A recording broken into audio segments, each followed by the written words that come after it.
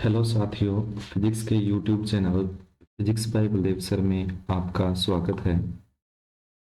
हम लेकर के आए हैं फिजिक्स के बहुत इम्पोर्टेंट क्वेश्चन की सीरीज, जिसके अंदर सभी कॉम्पिटिटिव एग्जाम के क्वेश्चन शामिल हैं। आप फिजिक्स से संबंधित किसी भी प्रकार का एग्जाम दे रहे हैं तो इस वीडियो को जरूर देखें और अपने साथियों के साथ ज़्यादा से ज़्यादा शेयर करें। मेरे चैनल को सब्सक्राइब करें और लाइक करें। इसमें आपको सभी प्रकार के क्वेश्चन मिलेंगे। तो अपने पास ज़्यादा समय नहीं लेते हुए अपने टॉपिक स्टार्ट करते हैं। अपना फर्स्ट क्वेश्चन देखिए, प्रकाश की गति निम्न में से किस माध्यम में न्यूनतम होती है? आपको ये बताना है कि प्रकाश का वेग होता है वो न्यूनतम कहाँ पर होता है। देखिए, प्रकाश का वेग माध्यम पे निर्भर करता है और माध्यम के अंदर वो सबसे ज्यादा किस पे निर्भर करता है? वो सबसे जो अपने पास प्रकाश का वेग अधिकतम होता है वो होता है निर्वात में। निर्वात में सबसे अधिक होगा। जैसे जैसे माध्यम अपने पास सघन होता जाएगा, जैसे निर्वात और वायु में अपने मैक्सिमम लेते दोनों में समान। उसके बाद यदि अपने पास बात आती है द्रव की और अपने पास ठोस की, तो अपने पास सबसे ज्यादा वेग होगा निर्वात में, उससे कम होगा द्रव में, उससे कम होगा ठोस में। तो आपसे न्यूनतम पूछा गया है। न्यूनतम पूछा गया है तो मतलब अपने को कौन सा ऑप्शन देखना है? ठोस वाला। तो इसमें ठोस कौन सा दे रखा है? कांच, शीशा जो अपने पास होगा वो आंसर हो जाएगा। ये वाला क्वेश्चन आपका आंसर। नेक्स्ट क्वेश्चन की ओर चलते हैं। निम्नलिखित में से कौन सी सदिश राशि नहीं है? आपसे पूछा गया कौन सी राशि है वो सदिश नहीं है। देखिए, विस्थापन विस्थापन अपने पास होता है, सदिश राशि होती है दो बिंदुओं के बीच में न्यूनतम दूरी। वेग, विस्थापन में परिवर्तन की दर होती है वेग। टो इज इक्वल टू होता है बल गुना लंबवत दूरी। टो इज इक्वल टू होता है आर क्रॉस एफ। ये तीनों ही अपने पास सदिश राशियां हैं। तो अपने पास गति गति अपने पास हो किसी भी प्रकार से होती है, गति क्या होती है? सदिश राशि नहीं है। तो अपने पास ये इसका आंसर हो गया। नेक्स्ट क्वेश्चन देखिए, यदि धरती के घूर्णन की गति यानी कि घूर्णन बढ़ा दिया जाए तो भूमध्य रेखा पर रखे पिंड का वजन कितना हो जाएगा, यानी कि कैसे परिवर्तित हो जाएगा? अपने को देखना है कि अपने पास पहली बात तो ये देखिए कि जैसे मान लीजिए ये पृथ्वी है। पृथ्वी अगर इस तरीके से घूम रही है तो इसके ऊपर यहाँ वाले कणों के ऊपर अपकेंद्रीय बल लगेगा बाहर की ओर, और mg लगता है उनका गुरुत्वाकर्षण बल अंदर की ओर। तो अब अपने पास देखिए, जो इनका अपने पास बल बाहर की ओर लगेगा तो अभिकेंद्रीय बल के मान में कमी होगी, और अभिकेंद्रीय बल के मान में कमी होगी तो जो पृथ्वी पे बल लगा रहे थे उसके मान में भी क्या हो जाएगी? कमी हो जाएगी। पिंड का वजन कैसे आता है कि अपने गुरुत्वाकर्षण बल के कारण पृथ्वी पे कितना बल लगाते हैं वो अपना वजन होता है। अगर अपने पास पृथ्वी की स्पीड बढ़ गई तो अपना अपकेंद्रीय बल बढ़ जाएगा, और अपकेंद्रीय बल बढ़ जाएगा तो अपना खुद का वजन क्या हो जाएगा? घट जाएगा। अपकेंद्रीय बल बढ़ने से अपना जो पृथ्वी पे बल लगा रहे हैं वो मान क्या हो जाएगा? कम हो जाएगा। नेक्स्ट क्वेश्चन देखिए, गति को सर्वप्रथम किसने परिभाषित किया था? बहुत ही आसान सा क्वेश्चन है। गति के नियम स्टार्टिंग में किसने दिए थे? गैलीलियो ने दिए थे। ये अपने को याद रखना है डायरेक्ट कि गति को सर्वप्रथम किसने परिभाषित किया था? गैलीलियो ने। गति के नियम न्यूटन के जरूर है, लेकिन गति को सबसे पहले परिभाषित किसने किया था? गैलीलियो ने। अब नेक्स्ट क्वेश्चन देखिए, किस नियम के अनुसार समान ताप और दाब पर गैसों के निश्चित आयतन में अणुओं की संख्या समान होती है? ये अपने पास नियम पहले देखिए, अवोगाद्रो का नियम यही था कि अगर किसी भी प्रकार की गैस के अंदर किसी भी प्रकार की यानी कि गैस को अगर अपने चेंज करते हैं, जैसे ऑक्सीजन लेते हैं, हाइड्रोजन लेते हैं, नाइट्रोजन लेते हैं, उन सभी में अगर अपने देखा जाए कि समान जो ताप है उस ताप पे, समान ताप और दाब पे उनके अणुओं की जो निश्चित आयतन है उस निश्चित आयतन में अणुओं की संख्या समान होती है, और वो कितनी होती है? अवोगाद्रो संख्या के बराबर होती है, जिसको अपने Na लिखते हैं। ये अपने पास अवोगाद्रो का नियम हो गया। अवोगाद्रो का मान कितना होता है? 6.022 इंटू 10 की पावर 23। 6.022 इंटू 10 की पावर 23। या अपने को इस तरीके से आ सकता है 6.023 इंटू 10 की पावर 2 3, 10 की पावर 2 3। वैसे तो ये होता कितना है 6.022, लेकिन अपने इसको याद रख सकते हैं 6.023, क्योंकि ये भी 2 3 हो जाएगा और उसकी पावर भी कितनी आएगी 2 3 आएगी। तो ये अपने पास हो गया 6.022 इंटू 10 की पावर 23 अवोगाद्रो संख्या का मान। तो अपना आंसर हो गया अवोगाद्रो का नियम। ये अपने पास। नेक्स्ट क्वेश्चन पे चलते हैं। अपेक्षिकता का सिद्धांत निम्नलिखित में से किस वैज्ञानिक ने प्रस्तुत किया था? आपके पास ऑप्शन देखिए, Mary Curie, Albert Einstein, Stephen Hawking और अपने पास इनमें से कोई नहीं। तो अपने पास जो अपेक्षिकता का सिद्धांत है, अपेक्षिकता का सिद्धांत है, उसका राइट आंसर हो जाएगा अल्बर्ट आइंस्टीन। वो हो जाएगा अपने पास अल्बर्ट आइंस्टीन, ये इसका राइट आंसर होगा। नेक्स्ट क्वेश्चन पे चलते हैं। एक संवाहक के तापक्रम परिवर्तन के कारण इसके विभव में परिवर्तन होता है, इस घटना को क्या कहते हैं? ये अपने पास होता है थॉमसन प्रभाव। ताप के नियम के अंदर क्या होता है, यदि अपने ताप में परिवर्तन करते हैं, किसी भी छड़ के अपने पास सिरों पर ताप में परिवर्तन करते हैं एक सिरे को, तो उन दोनों सिरों के विभव के अंदर भी क्या होता है, परिवर्तन होता है। इस घटना को समझाया था थॉमसन ने, तो इसलिए इसको अपने कहते हैं थॉमसन प्रभाव। तो इसको अपने डायरेक्ट याद रखना है। आवर्धन कांच में किस प्रकार के लेंस का प्रयोग किया जाता है? आवर्धन कांच में किस प्रकार के लेंस का प्रयोग किया? आवर्धन का मतलब जूम करने के लिए, अपने को उसकी क्षमता बढ़ाने के लिए। और अपने को पता, देखिए अपने पास जो नॉर्मल ज्योमेट्री बॉक्स में लेंस आता है वो आवर्धक लेंस होता है, और वो क्या करता है, अपने को उसके अंदर क्या आता है, बड़े अक्षर देखे जा सकते हैं। और वो क्या होता है, बीच में से मोटा होता है और किनारों से पतला होता है। तो इस कारण अपने कह सकते हैं कि आवर्धन कांच में कौन से लेंस का प्रयोग किया जाता है? तो अपना आंसर हो जाएगा उत्तल लेंस। उत्तल लेंस जूम करने के लिए काम में लिया जाता है। तो अपना आंसर हो गया उत्तल लेंस। नेक्स्ट क्वेश्चन पे चलते हैं।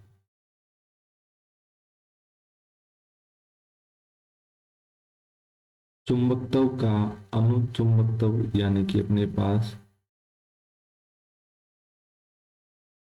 समचुंबकत्व निम्नलिखित में से किसके द्वारा प्रदर्शित किया जाता है? तो अपने पास देखिए इसका ऑप्शन क्या है, आपको ये बताना है कि अनुचुंबकत्व का एग्जाम्पल कौन सा है।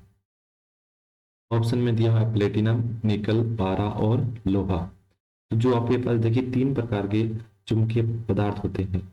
एक होते हैं लोह चुंबकीय पदार्थ, दूसरे होते हैं अनुचुंबकीय पदार्थ, तीसरे होते हैं प्रतिचुंबकीय पदार्थ। लोह चुंबकीय लोहे को आकर्षित करते हैं, यानी कि चुंबक को आकर्षित करते हैं जिस प्रकार से लोहा करता है वैसे। और अनुचुंबकीय पदार्थ भी चुंबक को आकर्षित करते हैं लोहे के समान, परंतु ये अपने पास इनमें चुंबकत्व क्या होता है, कम होता है। और प्रतिचुंबकीय पदार्थ होते हैं वो करते हैं प्रतिकर्षित। तो इसमें से जो अपने पास प्लेटिनम एग्जाम्पल है वो किसका हो जाएगा? प्लेटिनम एग्जाम्पल हो जाएगा, वो हो जाएगा अनुचुंबकीय पदार्थों का। और जो बचा अपने पास निकल और लोहा, लोहा ये लोह चुंबकीय पदार्थ है अपने को। नेक्स्ट अपने पास दर्पण के सामने एक व्यक्ति का प्रतिबिंब बड़ा बनता है, बड़ा लगता है, इसका तात्पर्य कि दर्पण कौन से प्रकार का है? देखिए समतल दर्पण होता है वो समान प्रतिबिंब बनाता है। इनको याद रखने, देखिए अपने को एक एक एग्जाम्पल याद रखना पड़ेगा, अपने आप याद हो जाएगा। समतल दर्पण होता है वो व्यक्ति का, जितना व्यक्ति होता है उतना प्रतिबिंब बनाता है। दूसरा, अपने गाड़ियों के साइड मिरर होते हैं, साइड मिरर में क्या होता है, बीच में से उठे हुए होते हैं, तो वो होते हैं उत्तल दर्पण।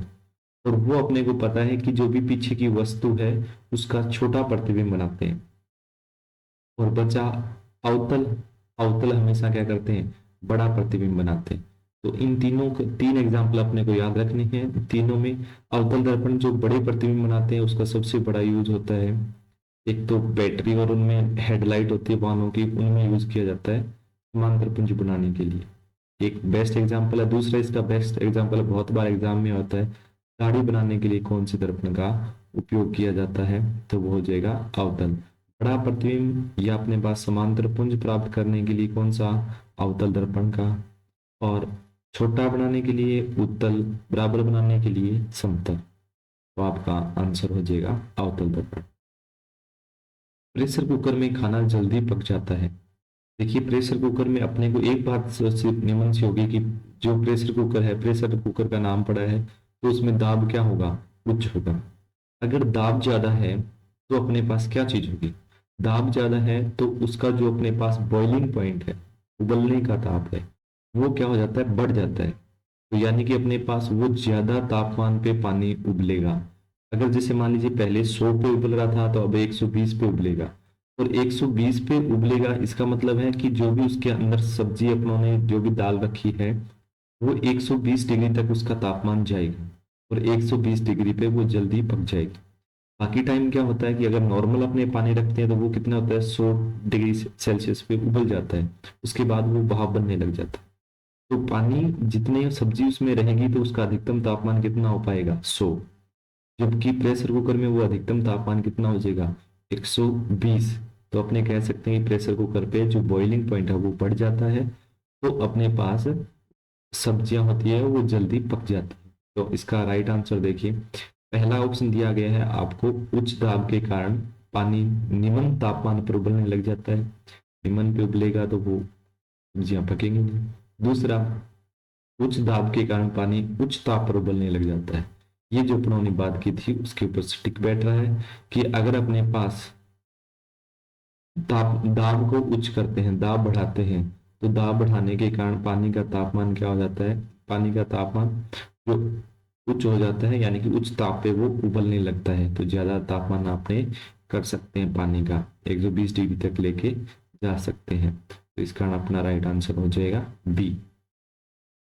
नेक्स्ट क्वेश्चन देखिए अपने पास, यदि रेफ्रिजरेटर के दरवाजे को कुछ घंटों के लिए खुला छोड़ दिया जाए तो कमरे का तापमान, अपने को ये देखना है कि कमरा बाहर से सराउंडिंग से अलग है, उसके ऊपर कोई भी बाहर का प्रभाव नहीं पड़ा, अब सिर्फ कमरे की बात की जा रही है। अब फ्रिज क्या करता है, अंदर की उष्मा लेकर के बाहर छोड़ता है। तो अगर फ्रिज का अपने पास गेट खुला रख लिया तो वो रूम का टेम्परेचर, उसको तापमान को कम करेगा और उसको पीछे की ओर क्या कर देगा, बढ़ा देगा। तो अब ज्यादा जितना वो कम करेगा, पीछे की एनर्जी वो जो भी लाइट को यूज कर रहा है वो क्या कर रहा है, उसको तापमान बढ़ाने में यूज कर रहा है। तो रूम टेम्परेचर तो पहले था, उससे ठंडा तो हो गई कहाँ, क्योंकि वो बराबर अपने पास इन्वायरमेंट होता जाएगा। पीछे से जितनी वो ज्यादा हीट देगा उतना तो वो ठंडा कर ही नहीं पाएगा, यानी कि फ्रिज के अंदर वाली वस्तु को तो वो ठंडा करेगा, लेकिन रूम को क्या करेगा, वो गर्म करेगा। अपने को इतना ध्यान रखना है, गेट खुला हो या कैसे ही हो, फ्रिज क्या अपने पास क्या हो जाए, दरवाजा खोल दिया जाए या नहीं खोला, अगर उसके अंदर वस्तु रखी ठंडी करनी है तो उससे वो एनर्जी लेगा और किसको देगा, बाहर वातावरण को। बाहर वातावरण में क्या है, आपने उसको रूम में रख रखा है, बाहर वातावरण को एनर्जी देगा तो वातावरण का तापमान क्या हो जाएगा, बढ़ जाएगा, यानी कि रूम का टेम्परेचर होगा वो क्या हो जाएगा, बढ़ जाएगा। तो इसमें ऑप्शन देखिए अपने पास, कमरे का ताप कम हो जाएगा, बढ़ जाएगा, वही रहेगा, और केवल रेफ्रिजरेटर के आसमान तक आसपास का तापमान बढ़ेगा। आसपास से कोई लेना देना नहीं है, तो इसका मतलब क्या हो जाएगा, सीधा सीधा अपने पास रूम टेम्परेचर क्या हो जाएगा, बढ़ जाएगा। ये इसका राइट आंसर है। नेक्स्ट देखिए, रात के समय में खुले आसमान में तारे टिमटिमाते हुए दिखाई देते हैं, इसको किसके द्वारा समझा जा सकता है, प्रकाश के अपवर्तन, परावर्तन, ध्रुवीकरण, व्यतिकरण। देखिए अपने होता क्या है कि वायुमंडल में विभिन्न लहरें होती हैं, इस तरीके से परतें होती है जिनको अपने परत बोलते हैं। जैसे ही अपने पास लाइट इस परत में आती है तो इस घनत्व अलग अलग होने के कारण वो अपने पथ से विचलित हो जाती है, और बार बार विचलन के कारण, जैसे मान लीजिए कभी यहाँ पे विचलित होगी, कैसे ऐसे होगी, ऐसे होगी, तो एक बार वो अपने को क्या आती है, अपने आंखों को यहाँ पे दिखाई देती है, एक बार नहीं दिखाई देती। तो इस कारण अपने को वो क्या करते हैं, टिमटिमाते हुए दिखाई देते हैं। और देखिए अपने पास माध्यम परिवर्तित होने पर अपने पथ से विचलन होने की घटना क्या कहलाती है, प्रकाश का अपवर्तन, प्रकाश का अपवर्तन। कीजिए, इसका आंसर व्यतिकरण भी दिया जब मिलेगा आपको, लेकिन इसका अपने पास जो अगर नियम से समझेंगे तो नियम क्या होगा, प्रकाश का अपवर्तन। नेक्स्ट क्वेश्चन देखिए, हाइड्रोजन बम कौन से सिद्धांत पे काम करता है? देखिए हाइड्रोजन बम होता है वो, एक बात तो ये है कि अनियंत्रित श्रृंखला होगी। अनियंत्रित का मतलब हाइड्रोजन बम आपने एक बार स्टार्ट कर दिया तो उसको आप नियंत्रित नहीं कर सकते। तो नियंत्रित वाला ऑप्शन तो कट ही हो गया अपने पास, ये वाला नियंत्रित वाला है, ये भी कैंसिल और ये भी कैंसिल। अब बम दो प्रकार के होते हैं, एक में तो होता है संलयन, जैसे सूर्य के अंदर क्या होता है, नाभिकीय संलयन होता रहता है, जिसके कारण आपको बहुत ज्यादा मात्रा में ऊर्जा मिलती है। लेकिन जो विस्फोट वाला है वो कौन सी होती है, श्रृंखला तो अनियंत्रित होगी, लेकिन कौन सी होगी, अनियंत्रित अपने पास विखंडन, अनियंत्रित विखंडन। देखिए वैसे तो मुख्यतः जो अपने बात कर रहे थे विखंडन अभिक्रिया, तो जो हाइड्रोजन बम होता है, बम तो किसी भी प्रकार के होते हैं, वो अपने पास विखंडन अभिक्रिया पे यानी कि अनियंत्रित अभिक्रिया पे निर्भर करते हैं। ज्यादातर विखंडन पे होते हैं, लेकिन हाइड्रोजन बम को बहुत खतरनाक बनाया गया था। किसके लिए, क्योंकि आप इसको नियंत्रित नहीं कर सकते, बाद में इसको क्या कर सकता है, कम भी नहीं किया जा सकता। नियंत्रित सॉरी अपने पास विखंडन वाले में तो जब अपने टूट जाते हैं तो वो अभिक्रियाएं क्या हो जाती है, खत्म हो जाती है। लेकिन संलयन वाले में लगातार अभिक्रिया चलती रहती है, तो वो बहुत ज्यादा बहुत लंबे समय तक वो क्या करते हैं, हानिकारक प्रभाव दर्शाते हैं। इसलिए इसका राइट आंसर माना जाएगा अनियंत्रित संलयन अभिक्रिया। मुख्यतः अपने पास जो हानिकारक होंगे वो संलयन अभिक्रिया पे होंगे, जो कम हानिकारक होंगे यानी कि जो कम समय में अपना प्रभाव खत्म कर देंगे वो होते हैं विखंडन। तो अपने पास जो यहाँ पर राइट आंसर माना जाएगा वो कौन सा होगा, अनियंत्रित संलयन अभिक्रिया। नेक्स्ट अपने पास देखिए, निम्नलिखित में से कौन सा सही सुमेलित नहीं है? सही सुमेलित देखना आपको, वोल्टमीटर है, क्या नापता है, विभवांतर नापता है, बिल्कुल सही आंसर है। एमीटर है, विद्युत धारा नापता है, सही बात है। पोटेंशियोमीटर अपने पास विद्युत वाहक बल को मापता है, ईएमएफ को, जो अपने पास जैसे इस तरीके का एक विभवांतर है वोल्टेज। गैल्वेनोमीटर विद्युत प्रतिरोध को नहीं नापता। क्यों नहीं नापता, क्योंकि गैल्वेनोमीटर सिर्फ धारा को नापता है, वो भी धारा के परिमाण को नहीं नापता, वो सिर्फ आपको दिशा बताता है। यानी कि अपने को स्थिति के चेक करने के लिए गैल्वेनोमीटर का यूज किया जाता है कि धारा अपने को प्राप्त हो रही है या नहीं हो रही। तो इसका राइट आंसर हो जाएगा गैल्वेनोमीटर, क्योंकि गैल्वेनोमीटर क्या नापता है, विद्युत धारा को नापता है, दर्शाता है। तो विद्युत प्रतिरोध इसका गलत आंसर।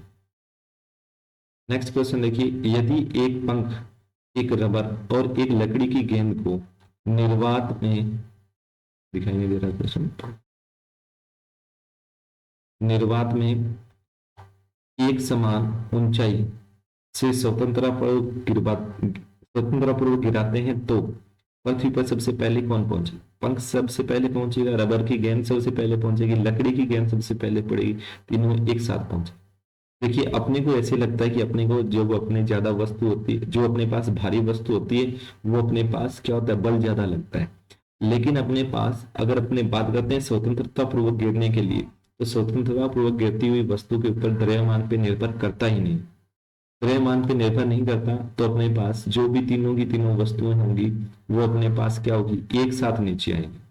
हाँ, प्रतिरोध निर्भर कर सकता है कि उसके अंदर जो अपने पास हवा का जो अपने पास रहता है प्रतिरोध है वो कितना लग रहा है। लेकिन अपने को समान आकार के मानते हैं, एक अपने पास पंख है, एक रबर की बॉल है और एक अपने पास लकड़ी की बॉल। तो तीनों क्या होंगी, एक साथ पृथ्वी पे आएंगी, क्योंकि जी का मान तीनों के लिए क्या है, समान है, और द्रव्यमान पे ये निर्भर करता नहीं। तो अपने पास जो गति होती है वो द्रव्यमान पे, यानी कि इनका जो नीचे की ओर गिरना है, स्वतंत्रता पूर्वक गिरना है, वो सिर्फ जी पे निर्भर करता है। तो अपने पास तीनों क्या हो जाएंगे, एक साथ नीचे आएंगे। बहुत इंपॉर्टेंट क्वेश्चन बनता है ये, अपने सबसे ज्यादा इसमें कंफ्यूज होते हैं कि अपने को ये लगता है कि अपने पास जो भारी वस्तु होगी वो जल्दी नीचे आएगी। वो यहाँ पे आपको ऑप्शन इस तरीके से भी दे सकता है कि एक लोहे की गेंद है, एक अपने पास लकड़ी की गेंद है और एक अपने पास प्लास्टिक की है। तो अपने को लगता है कि लोहे वाली सबसे जल्दी पृथ्वी पे पहुंची है, लेकिन ऐसा कुछ नहीं होता। अपने को ये ध्यान में रखना है कि स्वतंत्रता पूर्वक गिरती हुई वस्तु को आपसे पूछा जाए तो वो हमेशा क्या होगी, एक साथ नीचे की ओर गिरेगी। ये अपने पास गुरुत्वाकर्षण में पढ़ते हैं 11th क्लास में। तो आज की वीडियो में इतना ही, नेक्स्ट वीडियो में लेकर के आएंगे और भी इंपॉर्टेंट क्वेश्चन। तो इस वीडियो को आप ज्यादा से ज्यादा शेयर करो, लाइक करो और सब्सक्राइब करो। तब तक के लिए धन्यवाद, मिलते हैं नेक्स्ट वीडियो के साथ।